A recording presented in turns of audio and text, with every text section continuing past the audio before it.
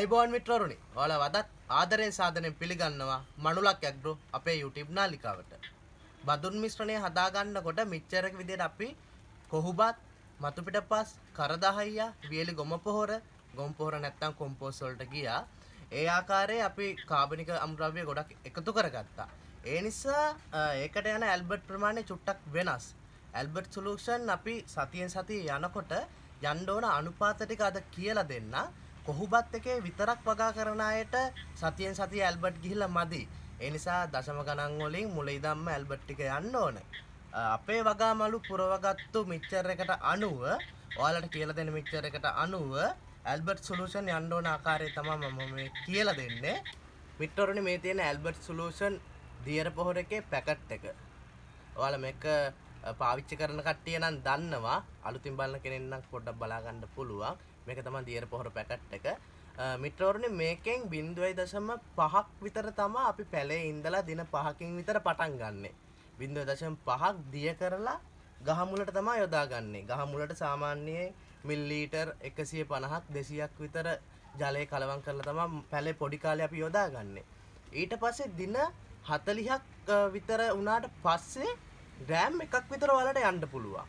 Albert solution gram එකක් විතර පැලේට යොදා ගන්න පුළුවන්. එතකොට අපි යොදා ගන්න වතුර ප්‍රමාණය ඊට වඩා වැඩි. කලවම් කර ගන්න වතුර ප්‍රමාණය, ජලය ප්‍රමාණය ඊට වඩා වැඩි.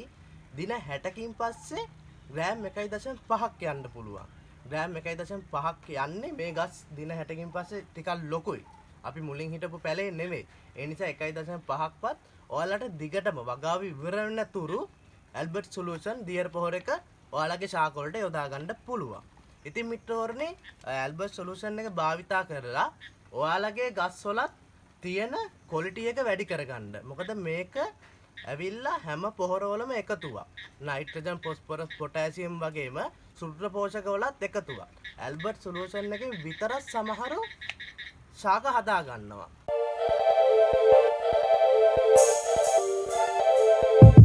මිත්‍රවරුනි ඇල්බර්ට් එක මෙන්ම කැල්සියම් එක මුල් දවස්වල යාර්මිලා ක්‍රම්පේස් එක පස්සේ මල් හැදුනට පස්සේ යාර්මිලා ටාගට් එක K44 එක වගේම මේකට යන පොහොර වර්ග ප්‍රමාණයක් තියෙනවා. ඒකෙන් අපි කැල්සියම් එක ගැන වීඩියෝ එකක් හදලා තියෙනවා. ඒක ඔයාලට බලන්න පුළුවන් channel එකට ගිහිල්ලා යාර්මිලා එක යොදාගද්දි යොදා ගන්න ඕන ක්‍රමය ගැනත් අපි පොඩි වීඩියෝ එකක් දාලා තියෙනවා. ඒකත් ඔයාලට channel එකට ගිහිල්ලා බලන්න පුළුවන්. ඒ වෙනකොට පැල පොඩි කාලේ තමයි දාලා තියෙන්නේ. ඒකත් ළඟ ඇති ඔයාලා ගිහිල්ලා බලන්න YouTube channel එකට. මිත්‍රවරුනි ඇල්බර්ට් එක ඔයාලට ඩ්‍රිප් සිස්ටම් එක හරහා යොදා ගන්න පුළුවන්. ඔයාලා එදිනදා යොදන ජලය ප්‍රමාණය ඔයාලා කඩින් කඩ යොදනවා නම් ඒකට ඇල්බර්ට් එක කලවම් කරලා ගහකට යන්න ඕන අනුපාතයෙන් බෙදලා ඔයාලට මෙන්න මේ ආකාරයෙන් ගස් ටික හොඳට හදා ගන්න පුළුවන්.